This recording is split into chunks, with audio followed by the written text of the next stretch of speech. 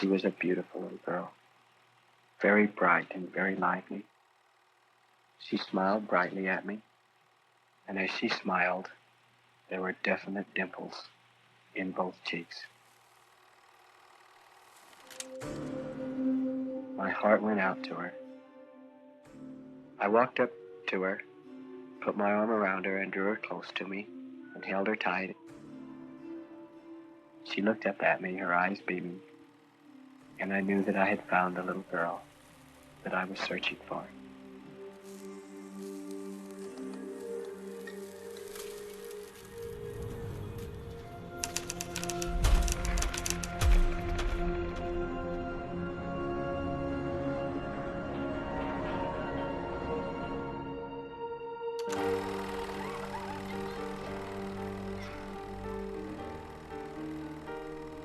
Jan had probably the most ebullient personality of any child I had ever known. She was just so outgoing. She was our first, and she was a firecracker. Jan was kind of my champion. I was very shy as a child, and she was not.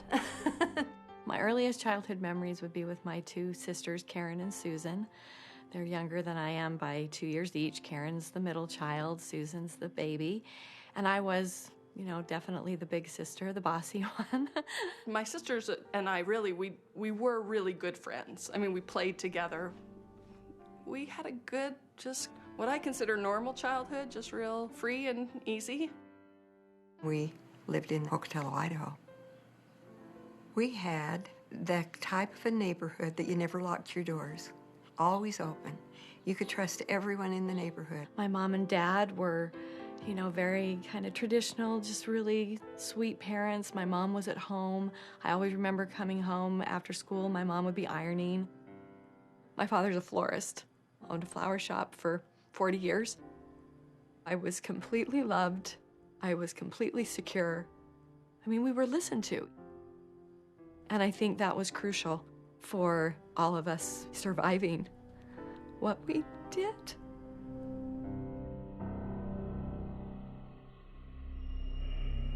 I met Bob Berchtold, June 1972.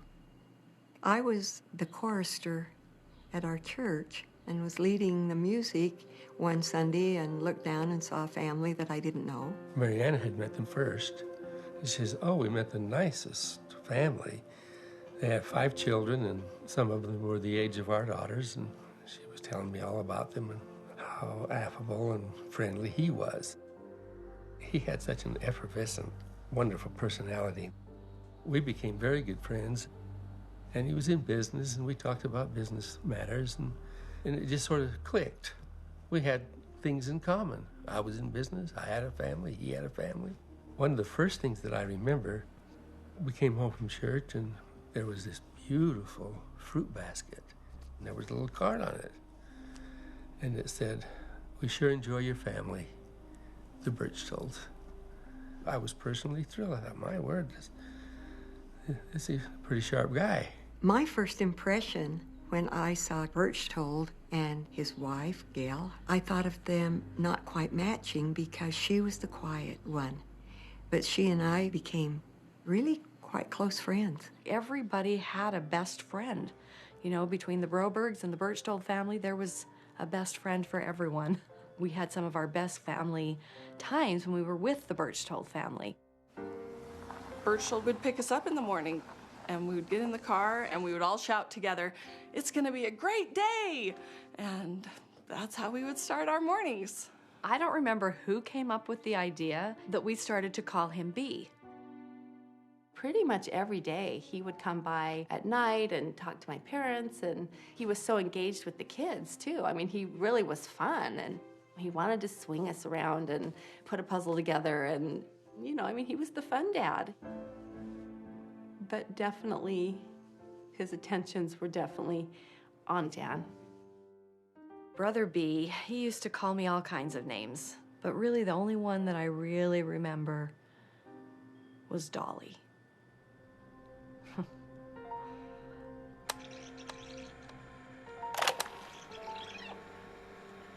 splattering of clouds were set on fire by the rays of the setting sun.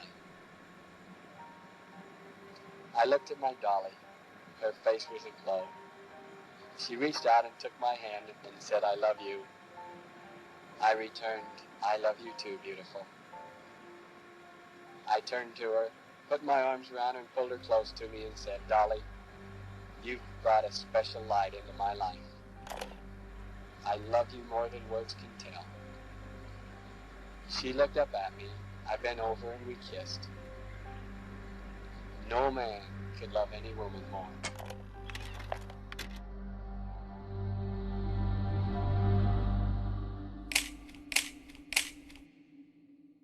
He did give special attention to Jan that annoyed both Bob and I.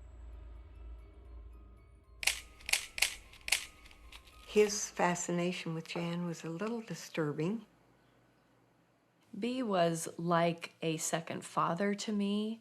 I completely loved him, completely trusted him, and felt extremely safe. I felt like I was one of his children.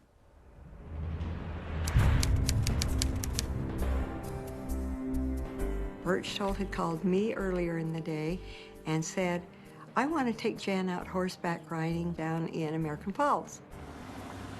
Berchtold comes driving up to my house and said, "Okay, I'm ready to take you, Jan." She came in the back door. I was like, "Oh, yes, yes, yes, I want to go. And my mom's like, "It's a school night and you have piano and I think we should try for a different day."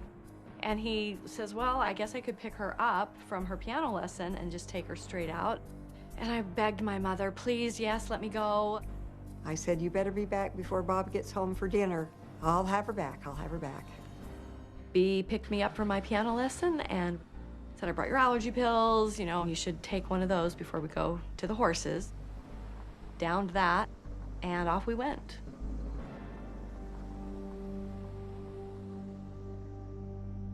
I must have passed out pretty quickly because I have no recollection of getting to the stables, no recollection of the drive, no recollection of him.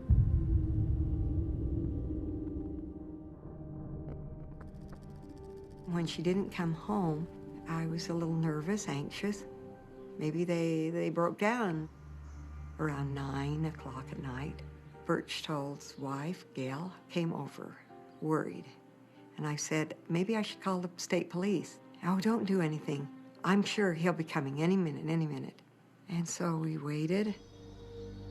That was Thursday that they went horseback riding. We had Friday, didn't call anybody, didn't want to upset Gail. And this went on for about 2 days. And I said, "Marianne, we better get the law involved so we need some help to find them." On Saturday morning, I dialed the FBI. They said, "The office is closed for the weekend.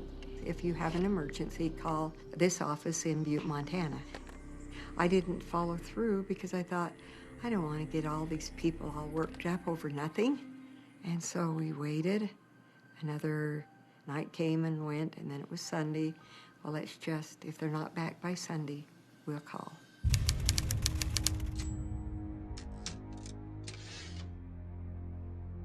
I got the call in my FBI office in Pocatello, Idaho.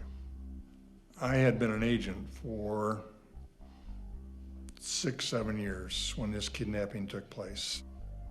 My partner and I left the office right away, went over to the Broberg's house, and we talked to them for several hours. Robert Berchtold was a close friend of theirs, a neighbor. He was a Pocatello businessman, a member of their LDS faith, a pillar in the community. He had lots of friends. They didn't suspect any type of foul play, even though it was 5 days. I don't think he's kidnapped her. He's just gone someplace with her. And he had to drill that into our minds. He kidnapped her. She's your daughter. She's gone. We went over to interview Gail Berchtold, and she told us that they had a motorhome in a storage unit. We went out there, and the motorhome was gone. I realized that the FBI was going to have to conduct a thorough investigation to locate her because I believed at that time she was kidnapped. Sheriff's Office. This is Don Glenn. This is dispatch. We got a call reporting an abandoned Ford vehicle out on Register Rock State Park. The keys were inside the vehicle. The side door on the driver's side was broken out. There was a small amount of blood on the inside of the driver's door. They found Bob Birchtold's car with blood on the window. The window was broken out from the inside out. If somebody reached in there to get him, they'd be outside the car and break the window into the car. He left a lot of blood so he could have an excuse that somebody kidnapped them. We found tire tracks, like a motor home, and a set of footprints, which leads me to believe he probably carried Jan and put her in the motor home. We knew Birchtold had Jan, but we didn't know where they were. It was a nationwide search. We sent out APBs to all law enforcement throughout the country, even border security for Mexico and Canada. This went on for weeks. There was no sign of anything. It was like finding a needle in a haystack. You didn't know where to turn or where to go. You don't know what to do. You want to do something, and there's nothing you can do. I dealt with it by having to know every step of what was going on. I tried to hear everything. I was one of those that stood behind the door when the FBI agent was in the other room with my parents. One day I walked in the house. Jan's bedroom was in the back of the house in the basement. I walked into her room and saw my dad lying on her bed, and he was sobbing, and I don't remember my dad sobbing or really crying very much, even though he's an emotional person. I think that was the first time I really realized that something really bad was going on. For those first about 3 weeks, there were so many people that came by. Friends and neighbors and everyone in the neighborhood just were there. So many of them couldn't believe they had seen this man. They had talked to this man. He was part of their lives too. Some of them said he wouldn't hurt her. He would not hurt her. And I believe that. He would not hurt her. And we loved everyone in that community because they were trying to help us get through. They loved Jan. They were trying to give us support and say, we just know she'll get back okay. It was a tender time. It was hard. It was the agony of going to bed every night and trying to sleep and say, where is she? Is she okay?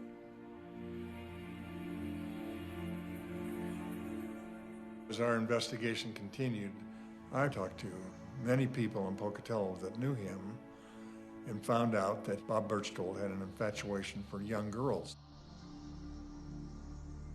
My brother was always a sexual pervert. He always did like little girls. I guess he had a need to fulfill as a pedophile, because he was a pedophile, and I knew that. One time, Mom and Dad went somewhere. My brother started messing with my sister, but see, they weren't half brother and sister. She'd have been 6, and he'd have been 12 or 13. This was the first pedophile case I'd ever run across. I couldn't comprehend it at first. The FBI taught me stranger danger. We never called them pedophiles. I'm sure it was in the dictionary someplace. But now I'm hearing these things about Bob Birchtold loving little kids. I mean, all these things are just making my skin crawl. He tried to get to 2 other little girls in Pocatello before their parents cut him off. And then he finally found Jan Broberg. After that, his #1 goal was to seduce Jan Broberg. Robert Birchtold and the Brobergs became friends, and they trusted each other, and that's just the way Bob Birchtold wanted it. Part of his behavior pattern is to destroy everything that's in his way to get to the little girl, to get to Jan. So he's separating her from her family as fast as he can. Jan and I shared a room downstairs, and it was a big room. You know, we'd kind of said, oh, maybe someday we'll make us each a bedroom. Birchtold came up with this idea one time that we were getting older and wouldn't we like to have our own bedrooms? And he was a handyman and owned a furniture store. And I do remember him building that wall and putting a wall between the two rooms. Gave him an excuse to be there. And to separate Jan from me, yeah. He had a way of flattering you, doing things for you, and then taking advantage of the situation of trust that he puts you in. We were invited to go on a boating trip with Birchtold. He was not just inviting us, but he had invited Jan. I just suspected that there was something amiss at that outing. I said, that's the last time that I will do anything with the Birchtolds. I have no use for that. We used to do like sleepovers all the time. We went to the Birchtolds' house. They had a gigantic trampoline in the backyard. And so we would all sleep out under the stars on the trampoline. And one night I remember waking up and being aware that my panties were down around my ankles and being scared. Birchtold was laying by me, and he definitely had his hands on me. He said I was tossing and turning a lot, and that I must have just, gotten uncomfortable and taken my panties down. It felt like it was plausible, because what was not plausible was that this person could have done anything to harm me.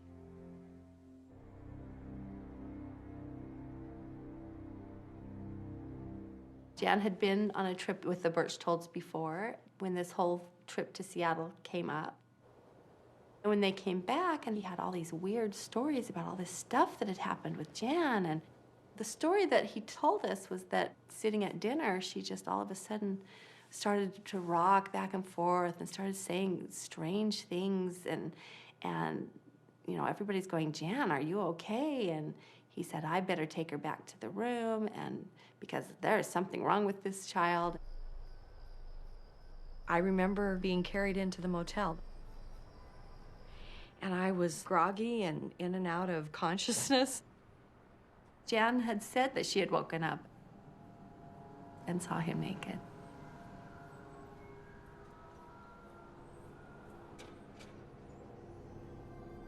Jan Broberg and Robert Birchtold had an unnatural relationship. Birchtold targeted Jan, and he targeted the parents. He knew that he had to destroy Marianne and Bob Broberg to get to Jan. And they fell right into a trap. It's like a mouse going into a trap. They never even saw it coming. Never.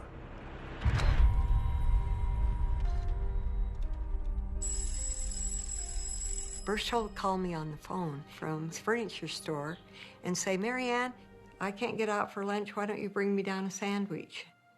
And so I thought, okay, and I started with that, taking a lunch down on occasions when he'd call. And he was a new face in town and a new person that had a great personality and had some of the charisma that Bob didn't possess.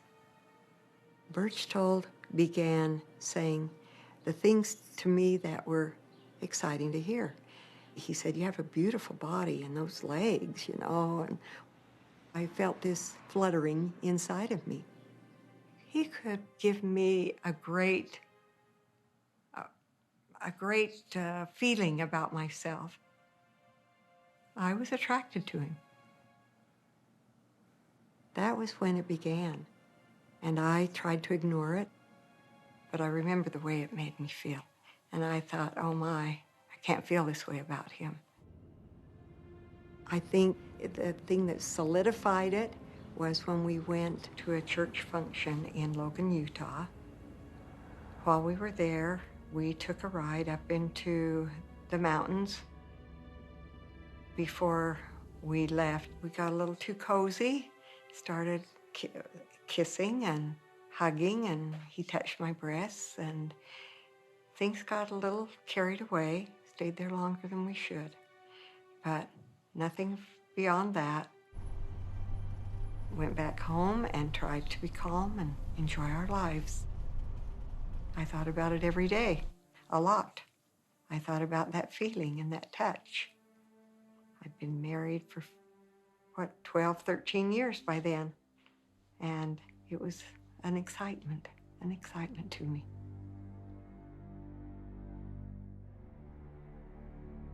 Mr. Berchtold was very knowledgeable in the sexual field, but he did not have a good relationship with his wife sexually.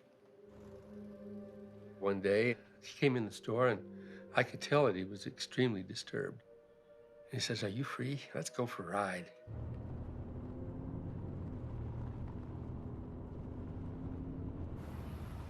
He says, I cannot stand my wife, and I need to have sex. I could see that he was sexually aroused. He says, "Oh, can you give me some relief?" We were laughing, and he said, "Oh, Bob, it's just kid stuff, and I've got to have relief." So I was dumb enough to reach over and relieve him in an act of masturbation. I did the worst thing I've ever done, as far as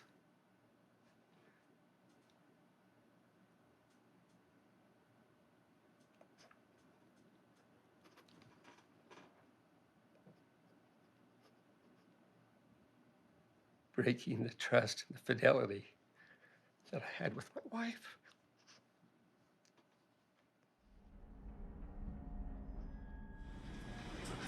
I entered into a homosexual relationship with her father in order to have access to Jan. I had a fixation for Jan. I didn't know why, but I did. And I wanted to be around her.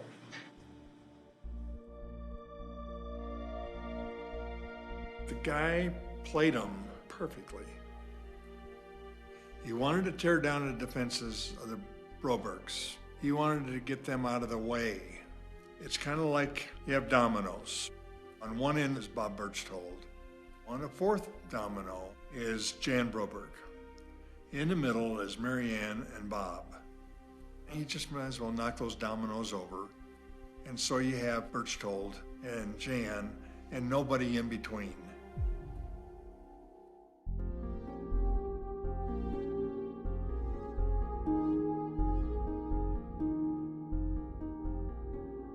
The LDS Church decided that they would counsel him. And he went to a counselor in Idaho Falls. That man told our investigators that he had also gone to California to go to a clinical psychologist who would help him overcome this obsession with Jan. When he came home, he had to tell Bob and I that he was being treated for the abuse he suffered as a child. He said, "Now, Bob, this will probably floor you. I had sex with an aunt when I was 4 years old." It just blew my mind. He said to me, "Bob, part of my therapy is to just spend some time alone with your daughters. Would you mind?" And I said, "Well, no." And he says, "You can call the doctor and ask him to explain it to you if you want to." And I said, "Oh, I trust you." After Jan had gone to bed, he just lay down by her. Neither one of us was comfortable with him doing it, but it was part of his therapy. Listen for the waves in the background, and she starts caressing you a little faster now, and you can feel it, and it feels so good. Feels so good. She's caressing you very rapidly now, and you can feel it very rapidly. It feels good, and you listen for the waves. You feel the warm, soft blanket, and the blanket smells good. They were duped in a terrible, terrible way. Well, our investigation determined that the guy was not a licensed psychologist. He had had his license revoked. And he is the one that gave Berchtold these weird tapes to play as he lay with her at night. He was molesting her. He would always give her vitamins and stuff for her allergies when in fact we determined later through our investigation that he's given her sleeping pills to make his job a lot easier. I never had an inkling that he had sexual designs on Jan. We weren't really sure even then what a child molester was, you know. And I tell you, I don't know how we could have been so gullible when there were so many red flags. But I didn't see the red flags. I found the Brobergs to be naive. They don't know things like that happen. And it was the most difficult thing. This is the most difficult case I've ever had in my life.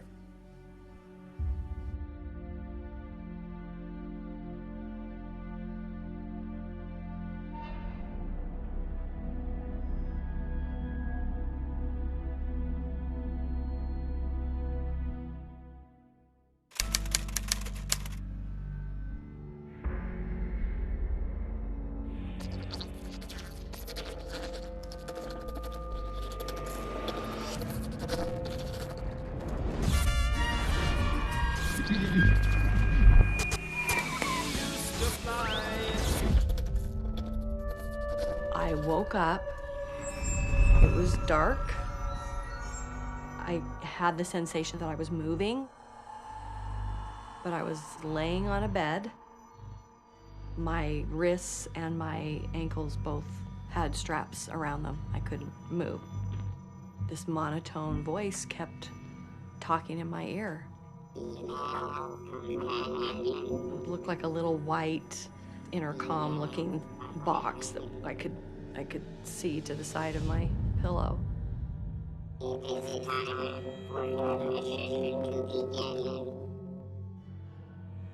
And I immediately thought I'd been kidnapped by a UFO. I was in and out of sleep, really deep sleep. I woke up again. The restraints were off. I had been informed by the aliens, Zeta and Zethra were their names, that I actually was part alien. My mother was my biological mother, but my father wasn't actually my biological father. I had a father from this alien planet. I was in the middle of a Christmas story that I'd heard every year since I was a child, that, Joseph was like my dad, took care of Jesus, but really the father of Jesus was God the Father. We have an important mission for you. And the male permitted you perform. The mission was that I was to have a child, the child that would save the alien planet, by the time I turned 16. The box said if I couldn't perform the mission, they had a backup plan. That was my sister Susan, that she was also half alien and half human, and that she would be taken. And there you will meet the male companion. And there on the little couch of the motorhome was B. It was a person that I so loved and so trusted and was familiar to me. I wasn't alone anymore. It was like this huge relief. He was covered in blood. He was cut. He wasn't moving. His eyes were closed. He looked to me like he was dead. And so I'm crying and I'm shaking him and touching him. Wake up, wake up. You have to wake up.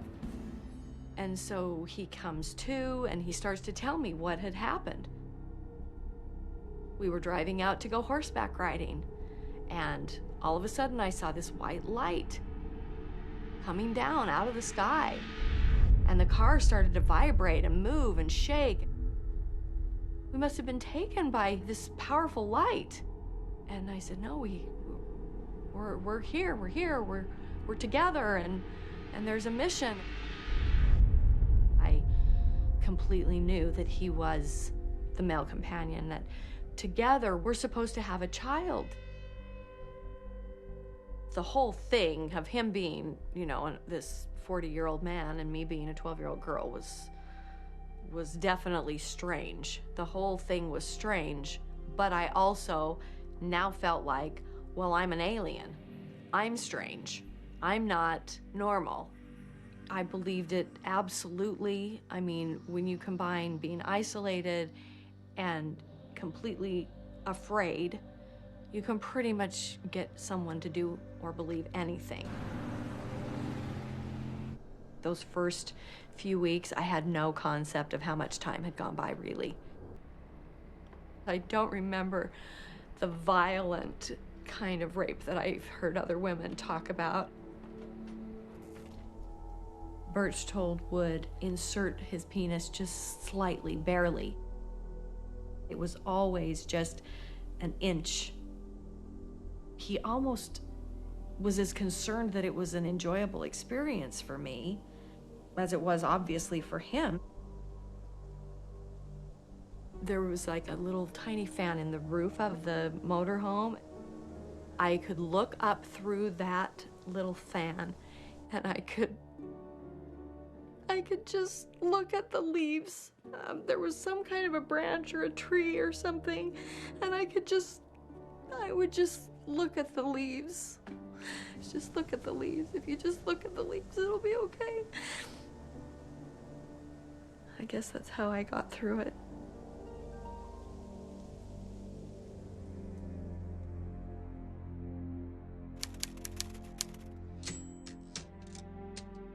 Bob called me and says, I want you to call Mary Ann and get a written permission for Jan and I to come back to the United States and get married. Because we were married in Mexico, but it isn't legal in the United States. Under Mexican law, you had to be 12 years old. And of course, they qualified. I was irate to even think that could happen. His brother called and he said, they want to come home, but he cannot come home unless you give him permission to marry her in the United States of America. And I said, permission to marry her? We would never do that. Well, he can't come back unless you do. He'll be a dead man or spend the rest of his life in prison if he comes back. You have kidnapping charges. She says, absolutely not. We will not that. Where are they? And then in my mind, I decided to get him home. I had the FBI come in and they tapped the phone. He called me and says, I'm in Mazatlan, Mexico. The FBI was able to trace the call to a hotel in Mazatlan.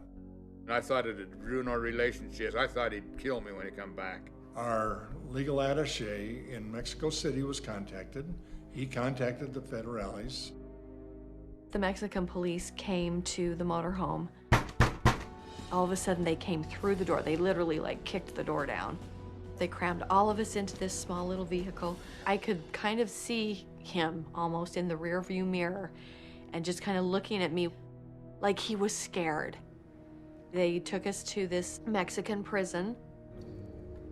At one point, one of the Mexican police officers led me down into a lower level in this dank, dark, water-smelling hallway to B's cell. He gave the guard his gold ring in order for the guard to let him talk to me. B said, tell your family that I brought you on a vacation and that I made a mistake. I took you too far away. I didn't tell your family like I should have. He said, I've been visited by Zeta and Zethra. They came to me and they told me that there are 4 things that you can't talk about. I couldn't talk about them, Zeta, Zethra, the alien planet. I couldn't talk about the relaxing pills that I'd been given. I couldn't talk about the mission. And so therefore, I couldn't talk about any of the sexual experiences that we had had. He said, you will have no other contact with any other men, even with your dad. And if either of us talk about any of these 4 things, my sister Karen would go blind.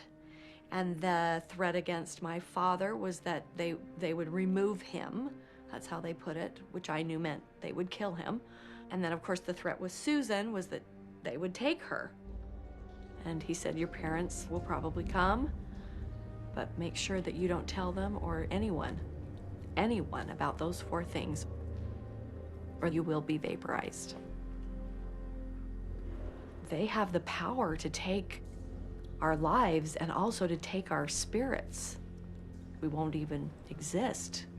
For me, as this young girl who had always had a very strong faith in life after death, it was a terrifying thought. It was probably the thing that kept me obedient to what they wanted me to do more than anything.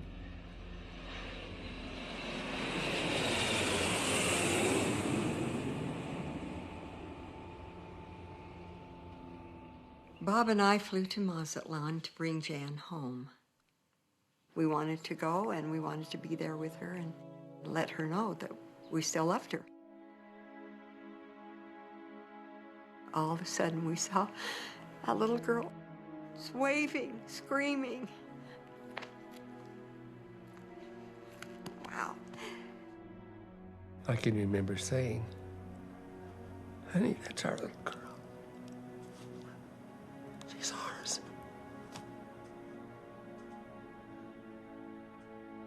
Jan, all of a sudden, just kind of went to pieces. She started saying, what about B? They're going to do something bad to him. And I said, we can't think about B right now. It's you. They'll have to work that out with the FBI. Why did you call the FBI? I was fine. I'm on vacation with B. And nothing happened. But we've got to take him. And I said, sorry, we're going home, Jan. We're going home. But I can remember the tears running down my cheeks. And I didn't say anything to Marianne. I just thought, you know, she's not our Jan. The minute Jan got on the plane, she wouldn't sit by me. But I can remember the sorrow that I felt on that plane. Marianne was sitting next to me, and I said to Marianne, I don't think our problems are over.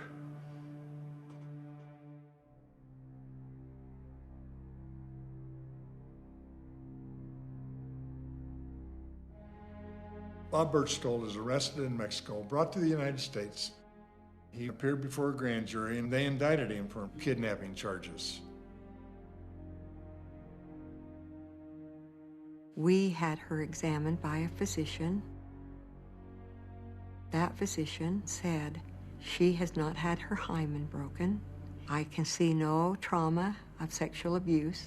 That relieved us a great deal. I couldn't get her to really talk about things other than, oh, well, I went parasailing, and she would talk about some of the things she had done in Mexico, but she definitely was, standoffish, especially with my dad. I showed her the clipping of the kidnapping that was in the paper, and she said, that isn't true, Dad. She was sticking up for him. She seemed fine. She went back to school, picked up where she was going, was doing fine. We didn't have any real concerns about her. My thoughts were constantly about B. How are we going to continue the mission? How am I going to be with him? How am I going to see him? How am I going to do this?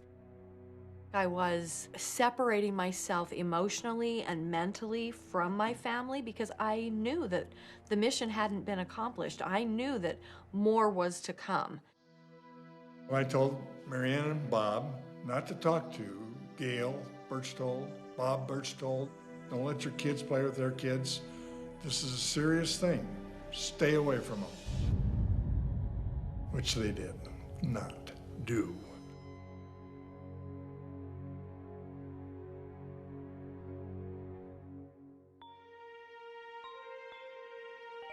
It was on Christmas Eve.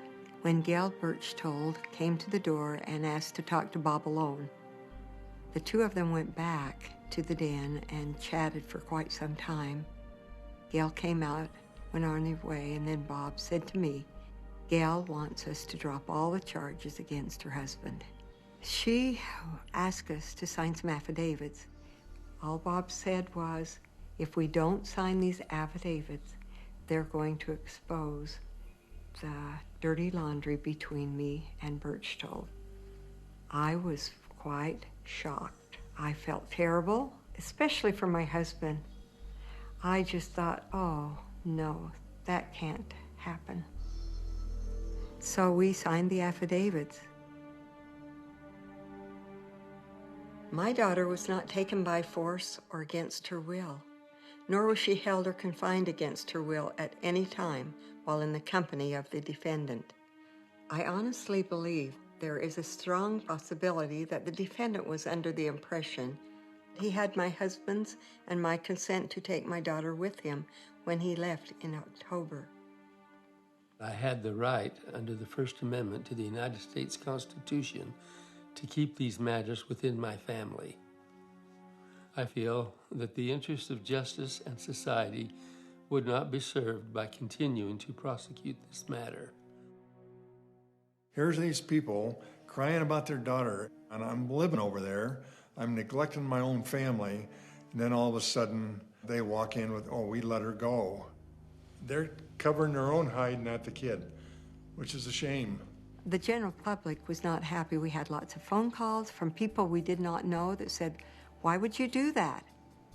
A U.S. federal attorney called us, and he was livid. He said, you can't do this. We are going to have a trial. Berchtold was bound over for trial, but I don't have any witnesses all of a sudden. The Brobergs basically took the government's case and stomped on it.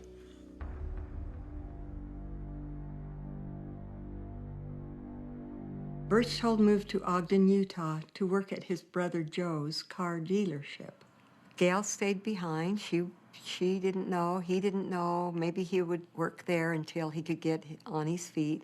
Then he'd move the family close to him. He come work for me, and he sold cars out the yin-yang. Super salesman. He could sell anybody anything. He continually came home. Every weekend he was in church. Every weekend people were patting him on the back and saying, oh, we're so sorry. We know you've been ill. We hope this all passes and that you can get your life back together. We were so kind when he came back home, and even at that point, we weren't aware of this, how deep this sick man was.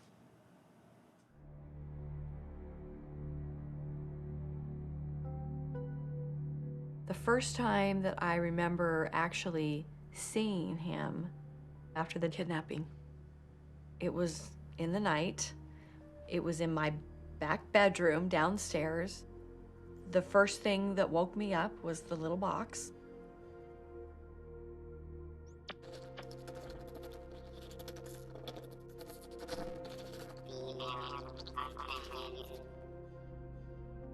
Berchtold appeared in my bedroom.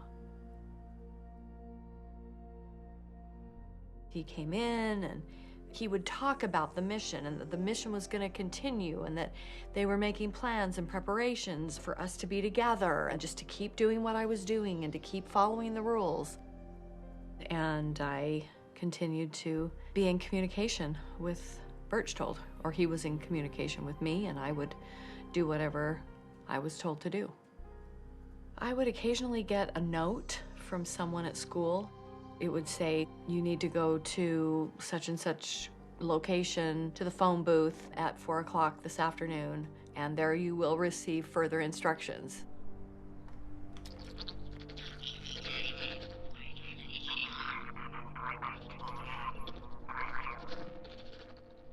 I would get letters from B, and it would be a love letter about what he was going through and how much he missed me and how much he knew we were meant to be together. And my natural response was to respond in kind and, you know, write loving letters back to him and try to figure out how to get them to him.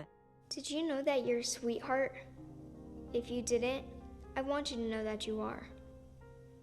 Our love must be pretty great.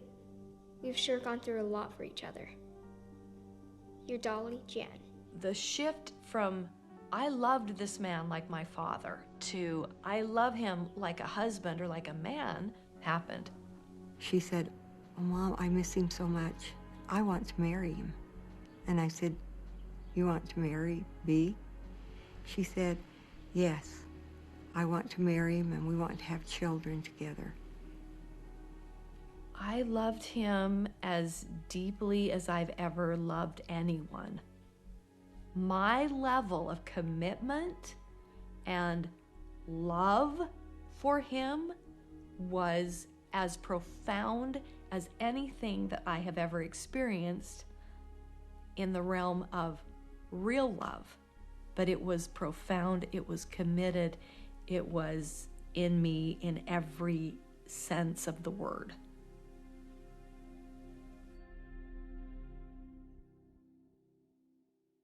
Here's a letter from B to me.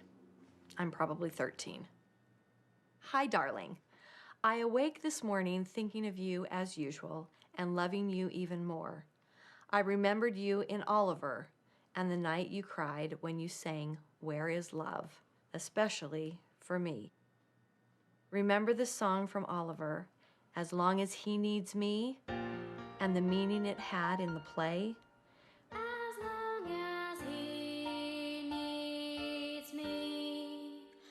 Please, honey, sing it over and over and know I need your love more now than anything on this earth.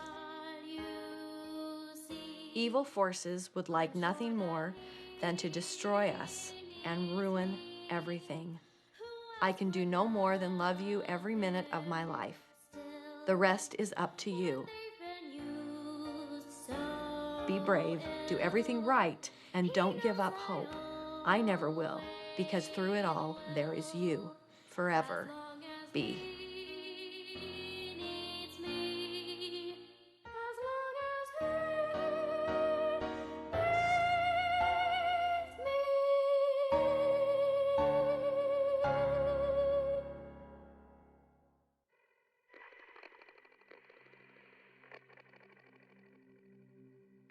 I heard from him every day. Would call and talk and tell me how much he loved me. He wanted me as part of his life. I kept saying, please tell me, why did you marry Jan? He said, well, if you will come and talk with me personally, I'll give you the whole details about it. And I went down and went over to his motorhome, met him there after he got off work, and we sat and talked. He told me how much he loved me over and over and over, and he kept telling me, we could have a great life together, Marianne. All you need to do is get divorced, come and live with me. It was not long before he was holding my hand and then was stroking my leg, and you know, he poured his heart out, his soul out. I stayed too long at his motorhome, and we engaged in necking and kissing, and then eventually in sexual intercourse. I loved my husband, but I betrayed him. After it happened, I knew that I had crossed the path that I could never go back and undo. It was done. And I think it was about 4 days or 5 days after she had gone, Birchtold called me and he told me what happened. And that's when real trouble started in our marriage. And it just got worse. My sexual affair with Mr. Birchtold lasted for 8 months. I would say that I was in love with Birchtold. It was an exciting time for me.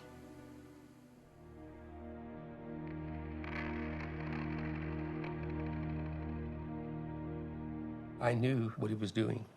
I knew that it wasn't Mary Ann. I knew that it was Jan.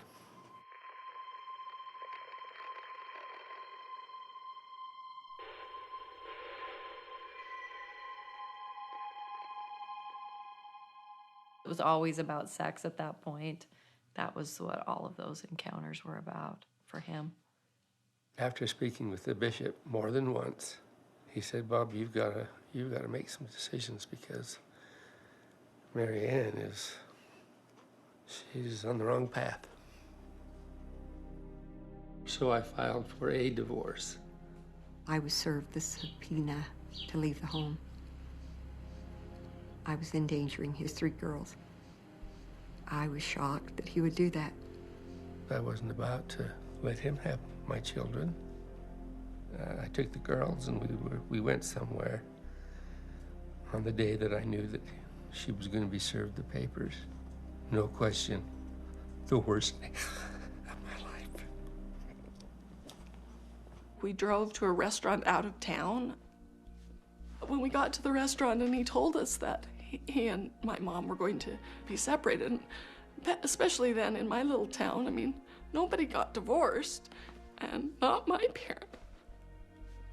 I felt like crawling in a hole and burying myself alive. There was nothing really I felt like I had to live for anymore. It was a tough, tough time. 2 or 3 days went by and he called me and he said, well, you're going to lose your wife and you're going to lose your children. And I just hung up on him. But I nevertheless was extremely worried.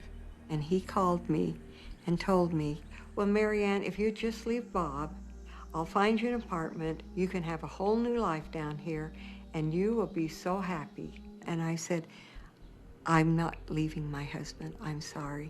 He said, well, he doesn't want you. Look what he's done to you, kicked you out of the home.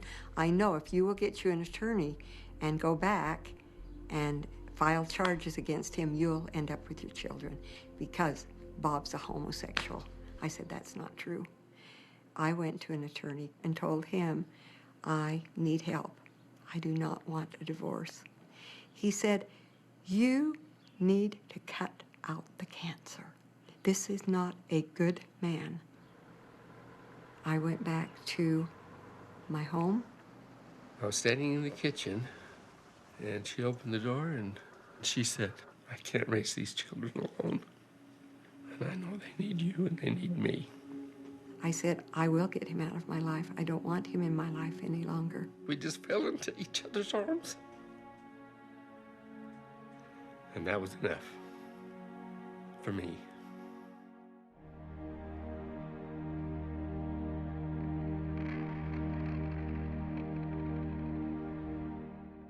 Birchtold went into court and he pled guilty to a felony charge of kidnapping.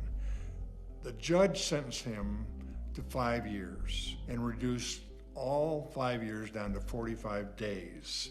He's to report to jail within 3 months. B moved away from Pocatello and had bought a family fun center, like a game center, in Jackson Hole, Wyoming. I wanted to go and work there for the summer.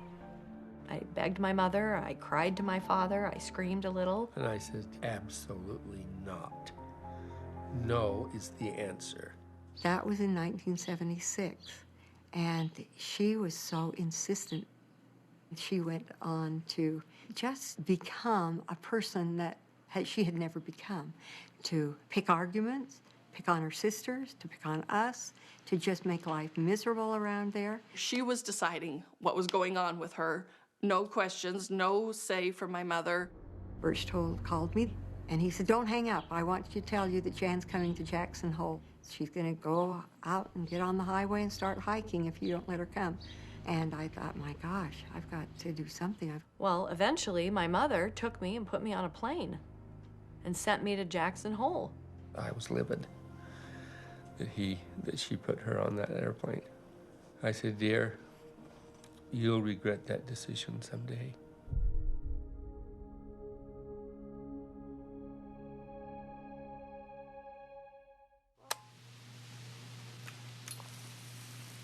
Well, my voice sounds so terrible on the tape recorder.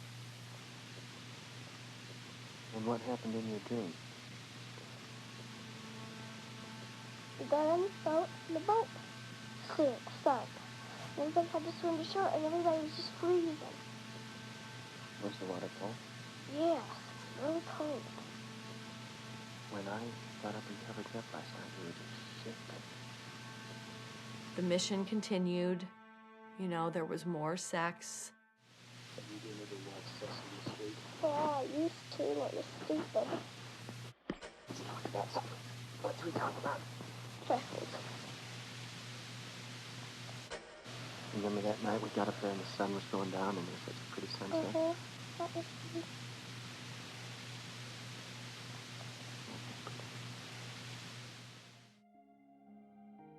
B told me that he and Gail were getting a divorce, and now we could get married. I am completely and utterly convinced that I am in love with B, that I have to be with him. And of course, the background of all of that is we have to finish the mission. That time I spent up in Jackson Hole with them was just, I could tell they were happy, happier than Bob had ever been. And I don't know why with the little girl, but I guess that's his deal. Mary Ann wanted her back and was making a lot of fuss. And I said, I think you better go home. And she says, no, if I do, I'd rather kill myself than go back home. He put me on a plane and sent me to Salt Lake, and my mother came and picked me up. She was angry. I didn't want to come home. Don't want to be here. I want to go back up there. It was like she took on this different personality.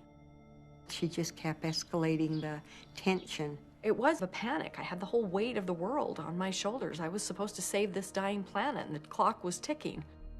He would not leave me alone. He was going to have her no matter what. We'd never see her again. He told me that. I'll take her to the jungles of Africa. I'll take her to South America. You'll never find us.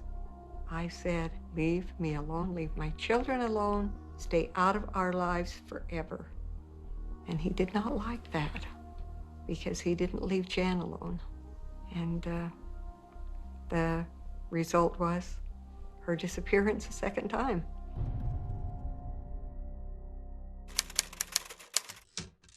She had only been home a few weeks. I was watching TV, everybody else went to bed, and Jan came down the hall, looked at me in there, and I said, oh, come on in. Come in and talk to me. Tell me why you're so mad. No. Back to her room. We went to bed, went to sleep. Next morning, hollered down. Bob always played the piano if he had to, and to wake him up. She didn't come up. Bob, I think, was the one that went downstairs, and she wasn't there. Instead, he found the note. Dear Bob and Marianne, you won't let me do what's right, so I'll do what's wrong. I'm leaving without B, and do not plan on coming back until you accept me as me. I cannot accept your religion or your screwed up morals. I just want to be me and have B. Please, before all of us are destroyed, let me go. Jan. The note didn't sound like Jan. I mean, it was like he had written the note. He called that afternoon, it was later in the day, said Jan had called him, told him that she had run away from home and that she would not tell him where she was. And he was worried. Wanted me to know if I was worried, and I said, worried sick. 2 or 3 days went by, and it was indescribable agony. We just told people that she was with her grandmother. And, of course, it went on and on and on. We were so afraid that the word would be out, that she was gone again, kidnapped. We just didn't want that out in the press at this point. The Brobergs waited 2 weeks before they called me after she was gone this time. I talked to Berchtold. He's brokenhearted that she's disappeared. You better catch her. You better find her. Somebody's got her. I knew darn well that he was right in the middle of it.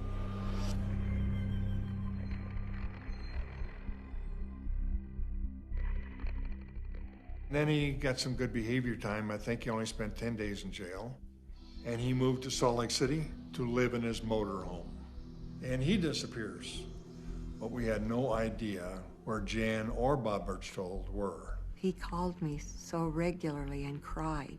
I called Pete Welch and told him, and he said, just keep taking those phone calls. The FBI installed tape recorders on the phone at the Broberg home. Hello, Brobergs. Hi, Marianne. This is Bob. Hello, B. How are you? Well, not very good. I just got through talking to Jan. Oh, you did? Did she tell you at all where she was? I think Jan's done some things that she doesn't want to tell me about. Anywhere from stealing for a living to prostitution to selling dope. Oh, my goodness. I asked her, I said, honey, how are you getting your money? And she says, hard. Oh, dear. Oh. Now, I won't be able to sleep. Hi. Hi, B. Did you hear anything? I didn't hear a thing. Hello, Brobergs. This is Bob. Hello, B. This continued for about 3 months. I just can't hardly take it anymore.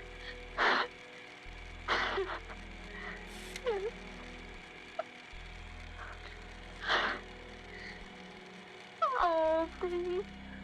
It's awful. So let me tell you something. If you're laying a trap for me, I'll kill you. Listen, if you're lying to me, I'll have you killed. I've got 2 brothers that would. I never know when you're leveling with me and when you're not anymore. And it was continual. It was continually a bombardment on my emotion. I just got through talking to Jan. I said, do you still want to marry me? She says, oh yes, B. More than anything in this world, I do. Do you still want to marry her?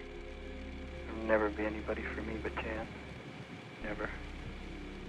I haven't seen the kid since the 31st of July, and I still feel exactly the same way as I always did. Oh, my. And just the sound of her voice on the phone just puts me into orbit. And I can't change it. We were desperate to find that little girl.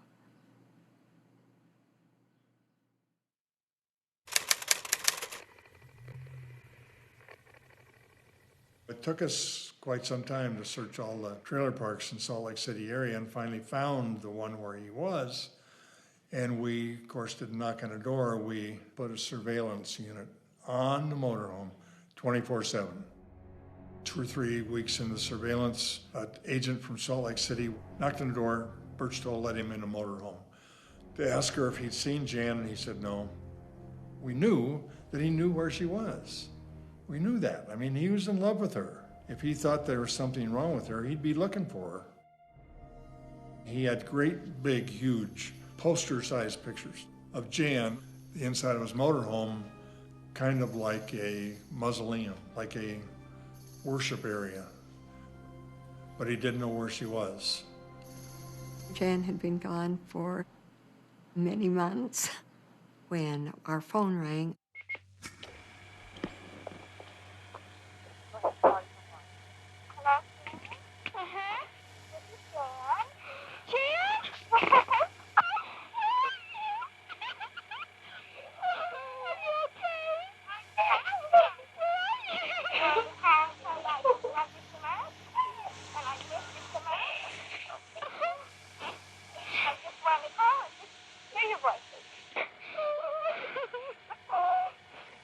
Jan? Dad just drove in. Can you wait just a half a second? I don't know. I don't have any money. Oh, do it anyway. Just a minute. Just say hi to him. It's Jan. Jan, how are you? Are you okay? Oh, are you coming home? I had to come tell you I miss you. Are you coming home? Huh? We need you. I just wanted to come say I love y'all, okay? Oh, we love you so much, and we want you home. I know it. Have you talked to B? Not for a couple of weeks. Oh, does he still want you to marry him and all that? Well, I want to marry you. Does he want to marry you? Yes. So, just, show my love, and I'll see you later. Okay. Love you, honey.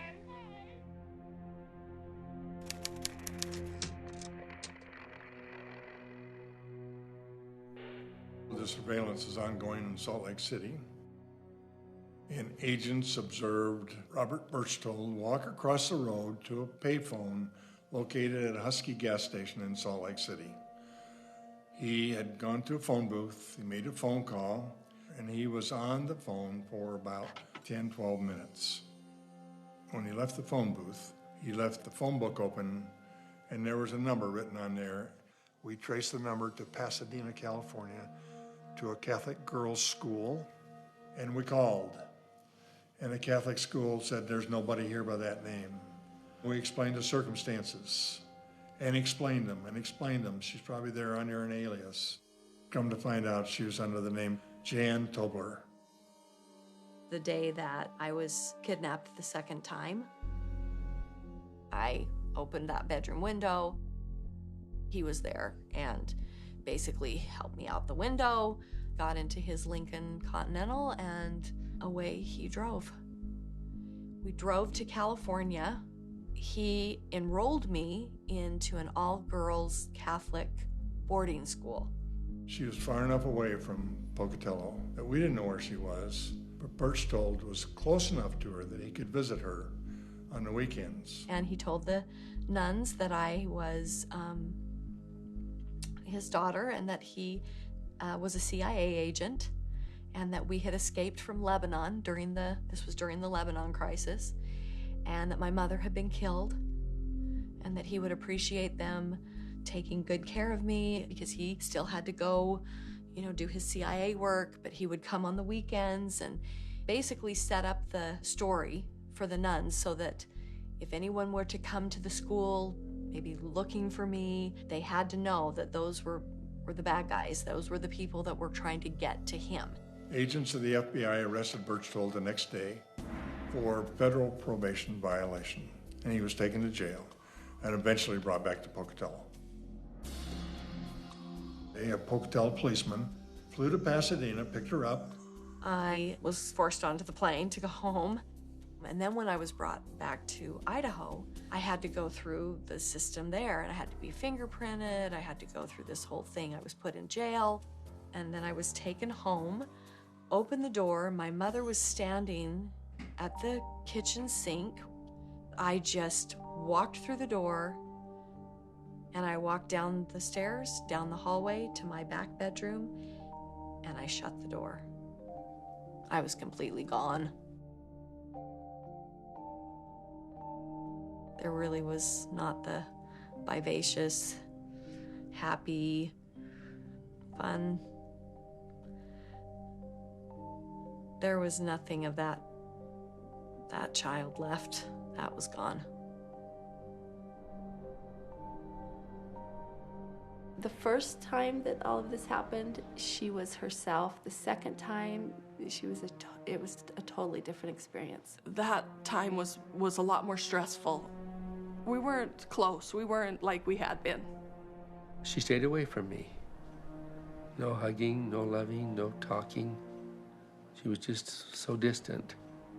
I guess the best way to describe her was she was hollow. She was just without feelings. Our daughter was emotionally gone.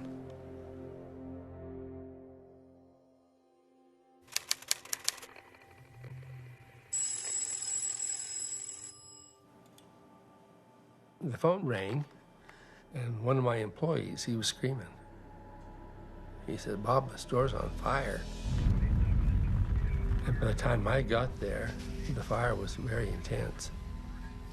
We were all there, standing out on the street, and I just remember looking at that burning building and my dad just having his arms around all four of us. And I remember this very vividly. And he just said, let it burn.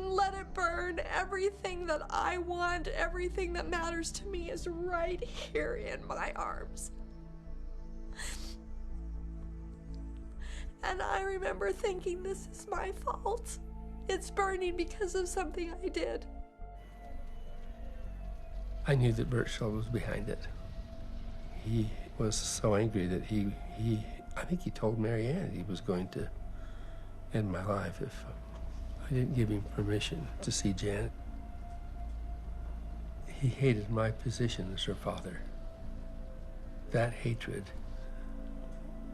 was criminal.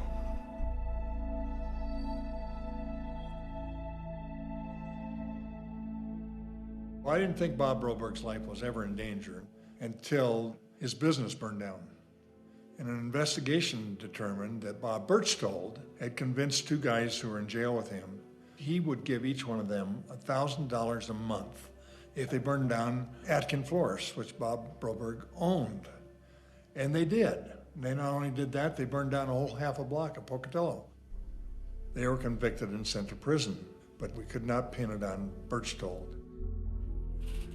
Robert Berchtold charged with first-degree kidnapping on the August 10th disappearance of then 14-year-old Jan Broberg is being held today at the Bannock County Jail. A charge of first-degree kidnapping against Robert Berchtold has been filed in 6 districts. Charging impersonation of a Central Intelligence Agency agent has been filed against Robert Berchtold, a former A preliminary hearing started this morning for Robert E. Berchtold, charged with first-degree kidnapping in the August 10th kidnapping of Jan Robert Broberg. Berchtold, a former Pocatello businessman, Tuesday afternoon was acquitted of first-degree kidnapping by reason of mental defect, according to an order signed by Judge Arnold T. Beebe.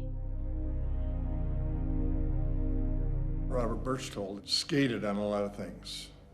He beat the arson, he beat the CIA impersonation, and he beat both kidnapping charges. I don't know how many people in this town have asked me, how did he get away with it? If the United States attorney would have been on his toes, if the Brobergs would have stood up to the fact that, Pete, we've had sexual encounters with him, we could have nipped it by putting him away and forgetting about it. He'd have been in there 20 years to life at least.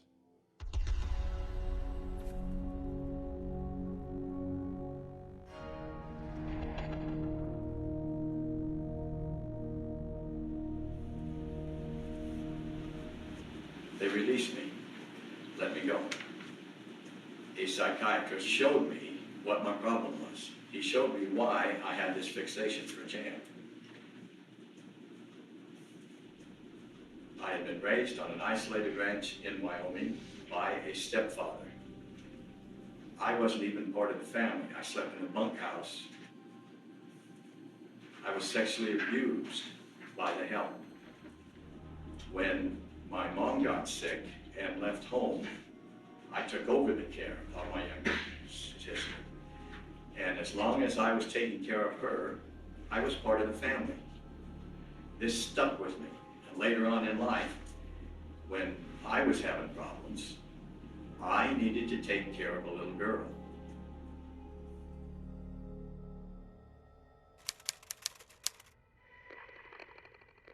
The mission still hasn't been completed. There was still some communication with him. Not as much. I think he was losing interest. I was getting older. The summer I turned 16, I had some of the experiences that I needed in order to question the existence of the aliens. I wanted to go to this 5-week-long drama camp at Brigham Young University. And it was a little scary for us to think, do we dare send her down there? But we decided, okay, it's time for her to, yes, go on her own and enjoy all of her friends and the people that were going there. And there was a boy in the play that had been at the camp who liked me, and I knew he liked me. And one day, this boy bought this ice cream for me. And I thought, oh my gosh, something horrible is now going to happen. I ran back to my dorm, and my mom called, and she said, the dogs are having a bad day today. I think I fed them something bad. Jan went to pieces, screaming and bawling. I've got to come home. I've got to come home. I shouldn't be here. I shouldn't be here. I cried and said, no, Mom, it's my fault. And I went to sleep, and in the morning, my mom called and said, I just wanted to call and tell you that the dogs are doing fine. At that moment, I had a 3-second thought. The dogs are fine. Susan's still home. Karen's not blind. Dad isn't dead. Are these people still watching me? Are they real? And then literally the next thought that came to me was, I'm just kidding, I know you're real. My birthday is happening. My 16th birthday. I'm still pretty much in a panic, and I'm thinking, okay, if I am not pregnant, I'm going to get a gun. I'm going to tell Susan about the mission, and if she doesn't want to do it, then I'm going to kill her, and then I'm going to kill myself. My birthday was on July 31st. The next day I woke up, everything was still as normal, and everybody was still there, everybody was alive, and just so many different feelings and emotions that I had when I realized that they weren't real. I knew that I probably needed to tell somebody, but I didn't know how or who or when, or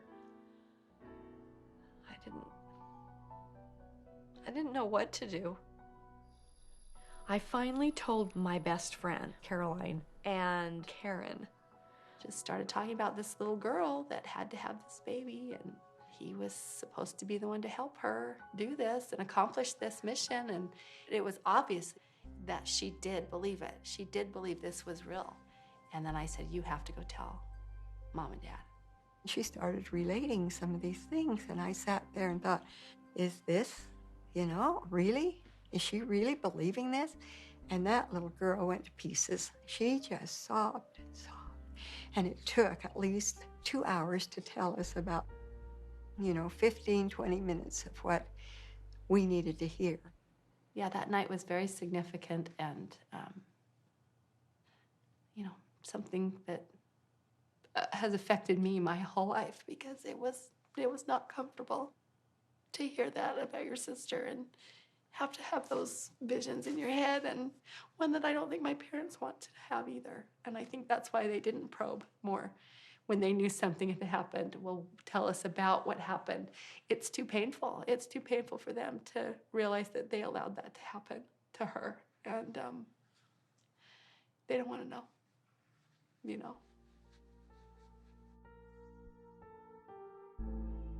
If I were to count up the number of times that Berchtold tried to engage in a sexual manner with me, between the 2 kidnappings, in between and after, it would be more than 200 times.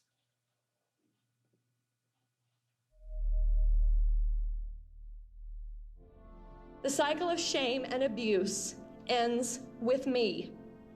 My name is Jan Broberg, and I was abducted and brainwashed as a child by a trusted family friend. In the foreword of our book, Mom's book, Stolen Innocence, Mom and I started having these long, interview-like talks, and she started writing. I began writing the book in earnest in the 90s, and I finished it in 2003, had it published, and then we began speaking at different events. Statistically, did you know that 4 out of every 10 women has been sexually abused? Berchtold began trying to show up at different events where we were speaking. Even though their nightmare began when Jan was just 12 years old, the Brobergs say the attacks still continue. The latest was this week. Berchtold said, if you let these people speak, they're telling a lie. The book is not true. I think it's a pack of lies. She brings in, to hide the fact that Jan went with me voluntarily, they bring in aliens and mind-washing. It wasn't true. Berchtold began threatening us. If you don't shut this book down or get rid of your book, I'm going to make your life as miserable as possible. Mary Ann says Berchtold canvassed the city of Pocatello distributing these flyers that contain false statements and libelous information. Information that Berchtold was given total access to the Broberg's daughter in exchange for sexual favors with her parents. And that's how I came to file a stalking injunction. And I had to go to court because he contested it. I think he actually wanted to just see me up close. It was so horrifying. Mr. Birchtold has remained a threat and a danger to me and my family. It is a constant and continuous concern that has escalated in recent months. I hadn't seen the man for 30 years, and for about the first 5 minutes, I was shaking like a leaf. You know this is quite a story, and you have sold a lot of books because of the story, right? We've sold a few books, not enough to make back the investment that we made to publish the story. Okay, you told ABC News that you were going to make a movie, is that correct? I didn't tell ABC News that. I told them that there might be offers for that. It could happen, I don't know. Is this your goal? This is my goal? Uh-huh. My To make a goal, movie? Mr. Birchtold, is to educate the public about predators like you. That is my goal. Oh, I see. I hope you do see. I hope you do. I cannot believe that you can look me in the eye. You have no soul. Jan, I'm sorry that you feel that way. And I'd like to apologize to you for the hurt that I have given you. If you want to apologize, then you should stand up, tell the truth, and serve your time in jail, Mr. Birchtold. And I got the stalking injunction, not for the 3 years, which was customary, but for the remainder of his life. An unusual confrontation this weekend in southern Utah. A woman speaks about being abused as a child when her accused kidnapper reportedly shows up and starts a clash with her biker security force. Jan Broberg felt the speaker at a women's conference at Dixie College, protected today by BACA, Bikers Against Child Abuse. BACA members were outside the event when a man named Robert Birchtold is accused of driving up and making threats. The perpetrator ran over one of our BACA members and then proceeded to drive off. One of the bikers recognized him and says, "That's Birchtold, let's get him," and jumped on the hood of it. He had a Dodge van. And they jumped up on the front and was holding on the windshield wiper. So he sped up and then stopped fast, and the guy fell off, but he got hurt. So they called the cops. But Bob did have a gun.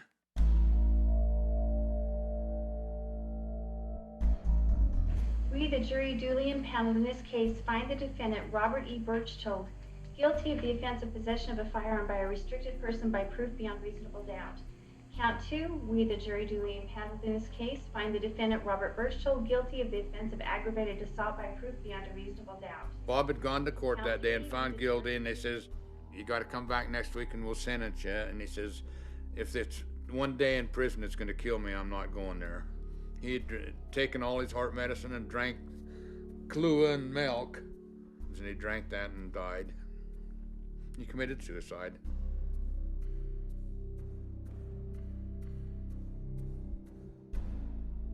When I heard that he had killed himself, I just felt a number of emotions. I cried and I felt completely sorry for all of the people that his actions had affected. We have had 6 women contact us to tell us that they were sexually assaulted and abused as little girls by Robert Birchtold. He actually was found guilty of rape of a child in the case of one of those girls and spent 1 year in jail. 1 year. Have you forgiven him? Forgiveness is a tricky word.